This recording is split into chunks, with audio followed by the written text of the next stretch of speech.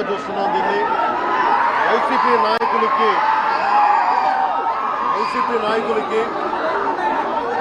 11 సీట్లు ప్రజలు పరిమితం చేసినా కానీ ఇంకా అహంకారం చావాలా. మీ అహంకారం తగ్గే వరకు నేను మిమ్మల్ని వదలను. మీరు ఇష్టానికి మాట్లాడిన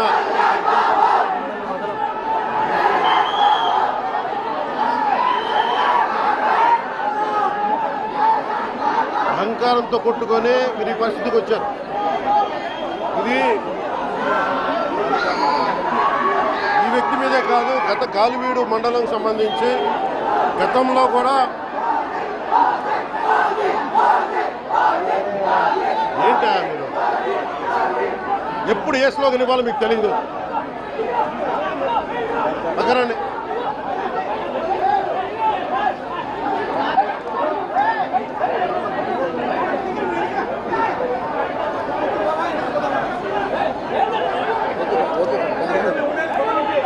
జల్లా సుదర్శన్ రెడ్డి గారు అనే వ్యక్తి ఈరోజు జవహర్ బాబు గారి మీద దాడి చేయడం కాదు, ఇతనికి దాడి చేయడం అనేది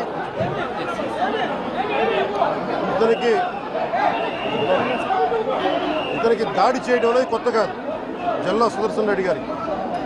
గతంలో కూడా ఈయన ఇదే ఎంపీడీఓలో ప్రతాప్ గారి మీద దాడి చేశారు, శేఖర్ నాయక్ గారి మీద దాడి చేశారు, అలాగే శ్రీనివాసులు రెడ్డి గారి మీద దాడి చేశారు. ఇది వీళ్ళ రాజ్యాలు అనుకుంటా ఉన్నారు. ఇష్టానికి మేము చేసుకోవచ్చు. నేను జవహర్ బాబు గారు కూడా చెప్పింది ఏంటంటే 3 తాళాలు అడిగారు. అది మీ అమ్మగారికి ఇస్తాం, అది ఆవిడ మండల పరిషత్తు ఆవిడకి పదవి ఉంది కాబట్టి వాళ్ళ పిల్లలకి ఇవ్వమంటే ఎందుకు ఇవ్వం అని చెప్పి వాళ్ళ మనుషులు దాడి చేసి అమానుషంగా కొట్టారు. ఆయనకి హై బీపీ ఉన్న వ్యక్తి, హార్ట్ ప్రాబ్లం ఉన్న వ్యక్తి, పైగా కూర్చోబెట్టి కులాన్ని దూషించడం. దీనికి వీళ్ళ అహంకారానికి కులం ఏం లేదా. ఎవరైనా సరే శ్రీనివాసరెడ్డి గారు కావచ్చు, శేఖర్ నాయక్ గారు కావచ్చు, ప్రతాప్ గారు కావచ్చు, జవహర్ గారు కావచ్చు, ఎవరి మీదైనా సరే వాళ్ళకి ఆధిపత్యానికి అడ్డుకుంటే మటుకు వీళ్ళకి ఇదే. నేను వీళ్ళందరికీ ఇదే చెప్తున్నాను మీకు. ఇది గత ప్రభుత్వంలా కాదు. ఇది ఇష్టారాజ్యంగా చేస్తాం మేము కూర్చున్న వ్యక్తులం కాదు. మేము సాక్షాత్తు నేనే ఉప ముఖ్యమంత్రిగా ఉండి నేను తప్పు చేసినా శిక్ష పడాలి అని చెప్పి అసెంబ్లీలో చెప్పిన వాడిని. అలాంటిది మీరు ఇష్టారాజ్యంగా కూర్చొని అధికార విధులు నిర్వహిస్తున్న వాళ్ళ మీద దాడి చేస్తే ఏమాత్రం ఉపేక్షించాం. ఎస్పీ గారికి చెప్పాం, కలెక్టర్ దృష్టికి తీసుకొచ్చాం. కలెక్టర్ గారు కూడా ఇదే చెప్పారు. నిన్న కొట్టగానే వెంటనే ఆయన విజయవాడలో ఉంటే ఆయన దృష్టికి తీసుకొస్తే వెంటనే ఎస్ఐని కానిస్టేబుల్స్ని పంపించిన సమస్య సాగల. అదనపు బలగాలతో సిఐతో వెళ్తే తప్ప పరిస్థితి కంట్రోల్లోకి రాలా. ఎలా కొట్టారంటే లోపల గడిపెట్టి మరి ఎవరిని రానివ్వకుండా గడిపెట్టి మరి ఆయన అమానుషంగా దాడి చేశారు. నువ్వు ఎలా వస్తావు ఇక్కడికి? ఎవరు వీళ్ళు చెప్పిన మాటలకి తొత్తులు కావాలి వీళ్ళకి. ఈ రోజున నా దృష్టిలోకి వచ్చింది, ఇది మొదటిసారి కాదు. గతంలో ప్రతాప్ గారి మీద దాడి చేశారు, శేఖర్ నాయక్ గారి మీద దాడి చేశారు, శ్రీనివాసులు రెడ్డి గారి మీద దాడి చేశారు. వీళ్ళకి కులం ఎక్కువ తక్కువ లేదు. వీళ్ళకి అహంకారం నడినెత్తి మీదకి వచ్చి కొట్టుకుంటా ఉంది. అహంకారం తీస్తాం, తోలు తీసి కింద కూర్చోబెడతాం. మీకు ఒళ్ళు ఒక్కొక్కళ్ళకి మీకు ఎక్కడెక్కడ ఉన్నో తెలియట్లా. మీకు అహంకారాలు పెరిగిపోయినాయి. మీకు ఆధిపత్యపు అహంకారంతో అధికారుల మీద దాడి చేస్తే మిమ్మల్ని ఎలా తీసుకెళ్లాలో, ఎలాంటి శిక్ష పడాలో మీకు ఖచ్చితంగా చేసి పెడతాం. మీకు ఇష్టారాజ్యంగా చేయకండి. అహంకారంతో నడినెత్తి మీద కళ్ళు నెత్తికెక్కాయి మీకు. ఈ ప్రభుత్వం చాలా త్రికరణ శుద్ధిగా అందరం కూర్చొని మేము కలిసికట్టుగా ఉన్నాం ఇక్కడ. ఇది కూటమి ప్రభుత్వం, ఇది వైసీపీ ప్రభుత్వం కాదు. ఇది ఇష్టారాజ్యంగా మీరు చేస్తారంటే కామ్గా కూర్చునే ప్రభుత్వం కాదు. మీకు ఎలా చేస్తే, ఎలా నియంత్రిస్తే మీకు కిందకు వస్తారో మేము చేస్తాం. మీరు గాల్లో విహరిస్తూ ఉన్నారు. 11 సీట్లు వచ్చిన ఇంకా గాల్లో విహరిస్తున్నారు. మొత్తం మీకు ఎలా కిందకి దించాలో మాకు బాగా తెలుసు, చేసి చూపిస్తాం. ఇదే కాదు, ఈ సందర్భంగా ఏ నాయకులకైనా సరే అధికారుల మీద దాడి చేసినా, అధికారులు విధులు నిర్వహిస్తుంటే అడ్డుకున్నా చాలా కఠినమైన చర్యలు ఉంటాయి. ఈరోజు నేను వచ్చి ఇక్కడ ఎందుకు వచ్చాను జవహర్ బాబు గారి దగ్గరికి అంటే ఆయన ఒక ఎస్సీ ఎస్టీ కులానికి సంబంధించిన వ్యక్తినో వీటి గురించి అని కాదు. ఎవరైనా సరే ఇర్రెస్పెక్ట్ ఆఫ్ కాస్ట్ ఆధిపత్య ధోరణితోటి కనుక దాడి చేసి విధుల నిర్వహణకు అడ్డం వస్తే ఇది ఉపేక్షించే ప్రభుత్వం కాదు. ఎస్పీ గారికి కూడా చాలా స్పష్టంగా చెప్పాం. వారికి ఎవరైతే తప్పించుకొని తిరిగారు ఇంకో 9 మంది వారిని కూడా పట్టుకోమని చెప్పాం.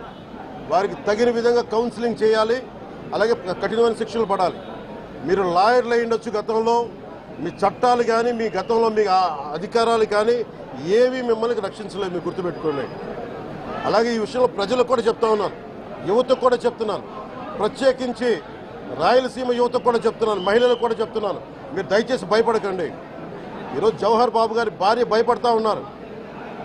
మీరు మాట్లాడితే కూర్చొని వాళ్ళ నాయకుడు కూడా మీరు కూర్చొని ముందు ఇవి కరెక్ట్ చేయండి, ఇలాంటివి కరెక్ట్ చేయండి, మీ పార్టీ వర్గాలను మీరు నియంత్రించుకోండి.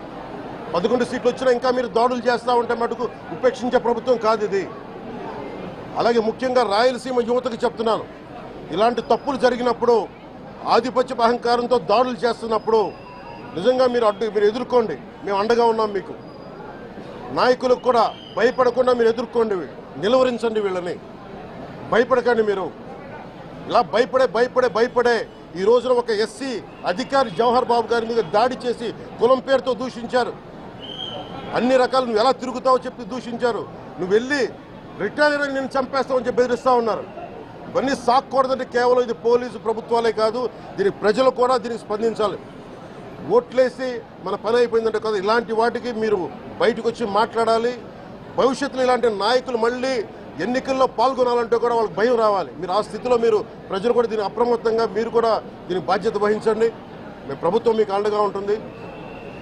అలాగే జవహర్ బాబు గారి భార్య ఒకటే భయపడుతూ ఉన్నారు, అయ్యా మేము నిస్సహాయతలో ఉండేవాళ్ళం, మేము ఎస్సీ మాల కులానికి చెందిన వాళ్ళం, మాకు భయాలు వేస్తున్నాయి, మాకు ఎవరు లేరు మాకు అండగా ఉంటే వాళ్ళకి ఇదే చెప్తున్నాను, మేము భరోసా ఇస్తున్నాం. పక్కనే కలెక్టర్ గారు ఉన్నారు, ఎస్పీ గారు ఉన్నారు, ఎమ్మెల్యే గారు ఉన్నారు, మిగతా జిల్లాకు సంబంధించిన నాయకులందరూ ఎమ్మెల్యేస్ ఉన్నారు, నాయకులు ఉన్నారు. మేము అందరి తరఫున మాటిస్తున్నాం, మీకు ఏ మాత్రం ప్రాణ భద్రతకి ఏమైనా ముప్పు కలిగినా మేమందరం మీకు అండగా ఉంటాం, కఠినమైన శిక్షలు తీసుకుంటాం అని మీకు భరోసా ఇవ్వడం జరిగింది వాళ్ళు. అలాగే డాక్టర్స్ని అడిగాను, వాళ్ళు చాలా లోపల కొట్టేశారు మొత్తం. ఆయన బాగలేదు, ఆరోగ్యం బాగలేదు. అన్నిటికంటే కూడా ఒక ఎంపీడీఓ అంటే ఒక మండలానికి ఉన్నతాధికారి, ఆయన ఒక ఎస్పీ, ఆయన ఆ మండలానికి ఆయన ఒక కలెక్టర్ స్థాయి వ్యక్తి. అలాంటి వ్యక్తిని కూర్చొని దుర్భాషలాడుతూ బూతులు తిడుతూ కులం పేరు మీద దూషిస్తూ ఇది కూర్చోబెట్టి ఇది ఒక పరిపాటి అయిపోయింది. ఇది ఇక్కడితో ఆగాలి. ముఖ్యంగా రాయలసీమ ఎక్కడైతే ఉందో మీకు ఇలాంటి ఆధిపత్య